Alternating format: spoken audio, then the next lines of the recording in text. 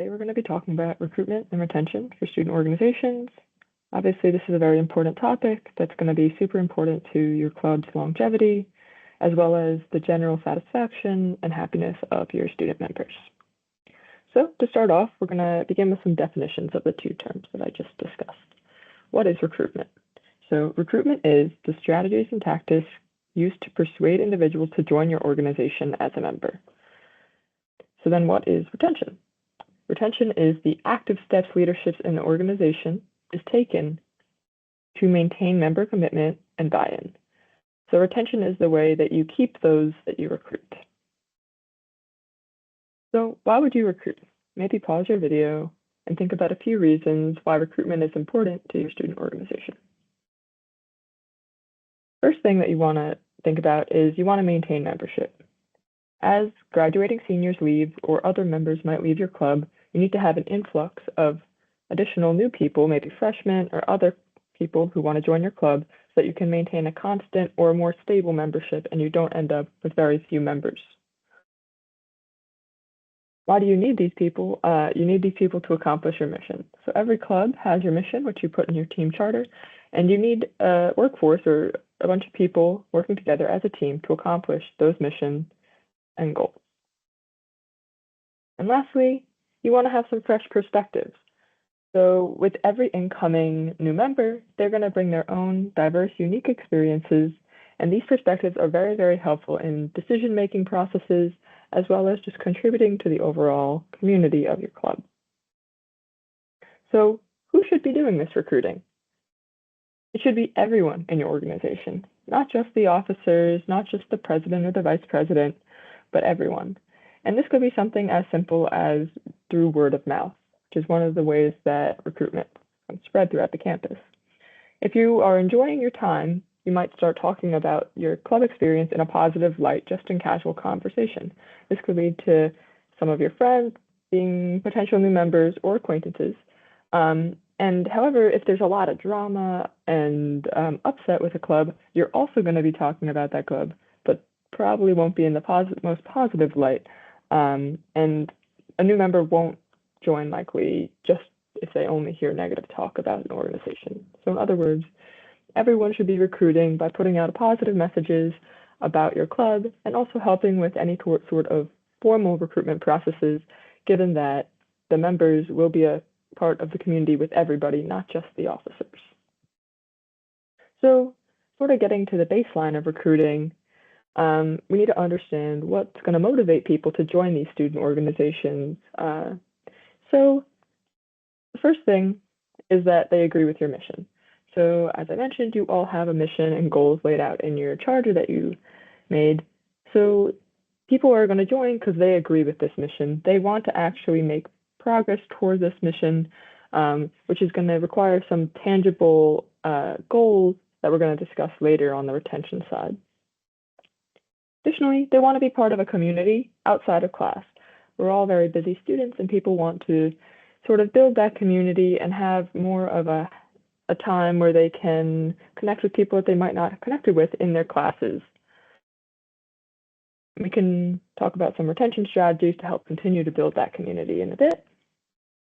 Next, people join student organizations to help hone or gain new skills. So for instance, if it's a technical type of organization, they might be gaining skills in real life, real world experiences and things like that.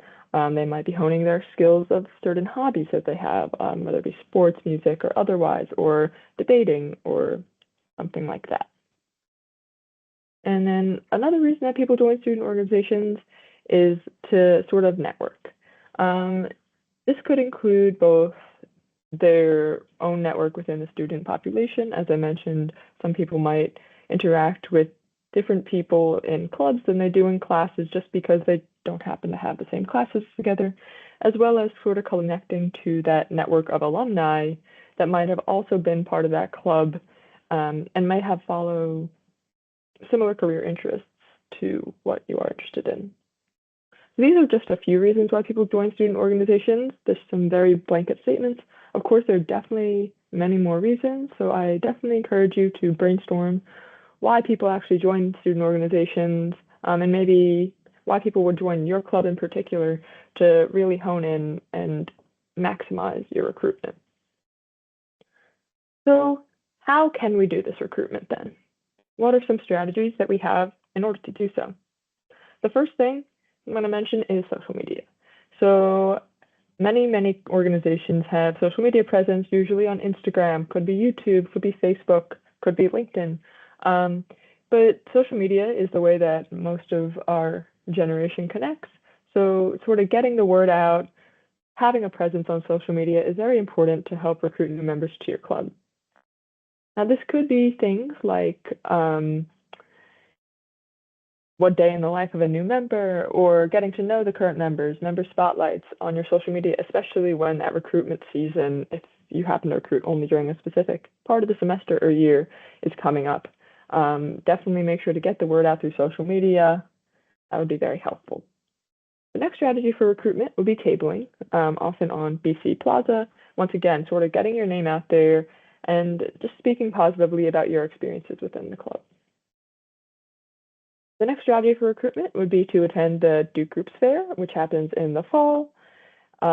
Make sure that you keep your eye on your emails towards the end of the spring semester / summer to make sure that you can sign up and register for that Duke Groups Fair if you so choose.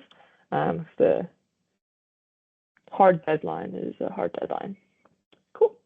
The next strategy for recruitment is to host events open to the campus community. So by hosting events open to everyone in the campus community, whether it be some sort of open speaker series, or if you're more of a competition reflective club hosting some of those open practices or rehearsals, it can really help a new member feel a bit more comfortable when they go into the recruitment process, if it is a selective club, or just feel more comfortable with people either way, even if it's a non-selective club. They come and they're able to hopefully make some connections with current members so they feel a little bit more comfortable going to that second meeting. The next strategy would be word of mouth. This one's pretty straightforward. Basically, as I mentioned before, if you talk positively about your organization, people are going to want to join. If you talk negatively about your organization, there's a lot of chaos and drama, people probably will hear that and not want to join. So sort of just, keeping that positive image of your group. And then lastly, another strategy for recruitment could also be using merch or like merchandise, just to sort of show outwardly, keep that presence on campus. So if you have, a sweatshirt that has your Duke group's name on it, that could sort of trigger something in people's mind and be like, oh, that's a group that exists. Let me look into that. Let me do a quick Google search, or look on Duke groups for that group.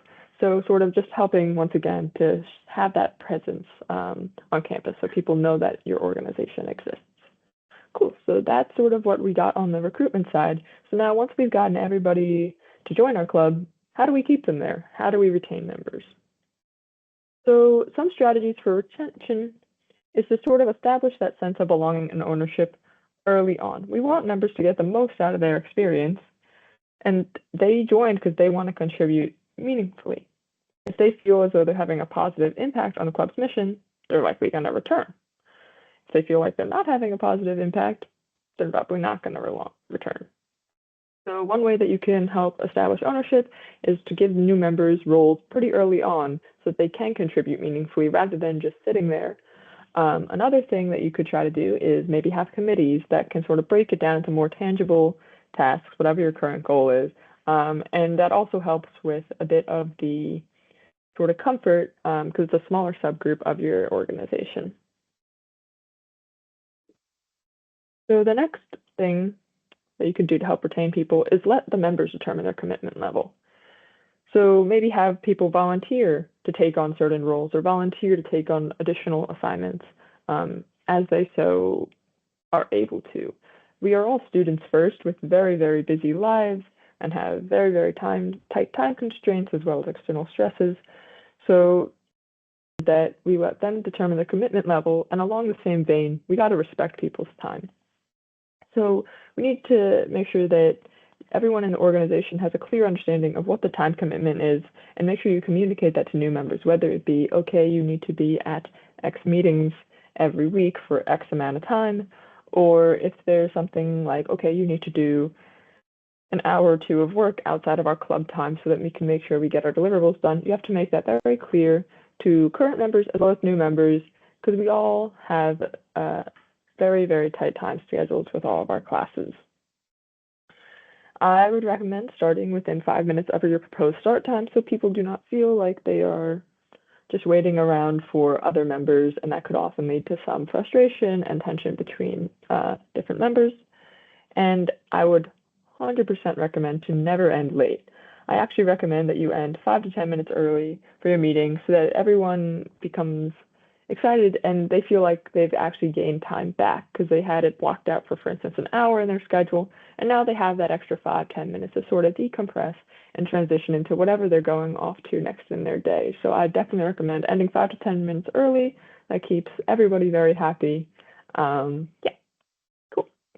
So sort of early on, how are we going to incorporate these retention strategies, especially for things like new organizations? One thing that is very paramount is to be organized and start doing things sort of immediately. No one likes to just wait around as we continue to sort of go through the process and just not be doing anything with the goal in mind, but we're still just waiting.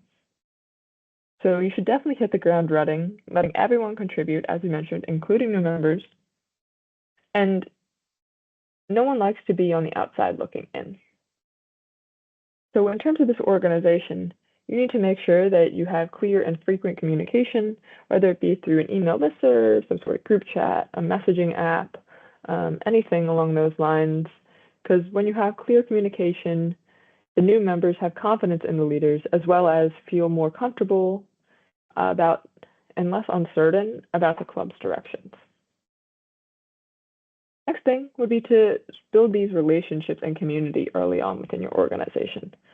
This could be through several different aspects. You could host study breaks so that everybody can sort of take a break from their studies, but also not be focused directly on the club's activities over a sweet treat or something such as that. Have socials, whether it be a movie night or a game night or just, a hangout of any type. That also can help build that community where you're not talking about class directly, you're not talking about your club directly, but you're just sort of getting to know one another as a person. A great way to build relationships in the community could be through a sort of mentor-mentee program. This might be a little bit more developed as your club develops as an organization, but have an upperclassman or a member that's been around for a while be paired up with a new member, and that sort of one-on-one or 1-to-2 relationship is going to help that new member feel more comfortable and more confident in themselves and have someone that they can go to if they have any questions. It's very important.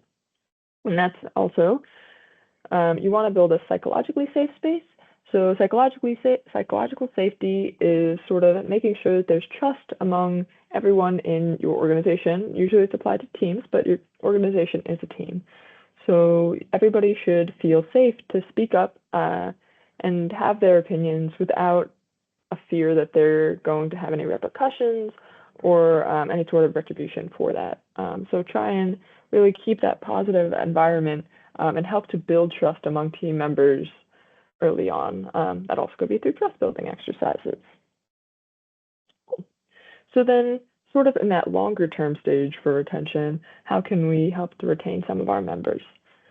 So one main thing is to look at the converse of it and understand why people might not be staying.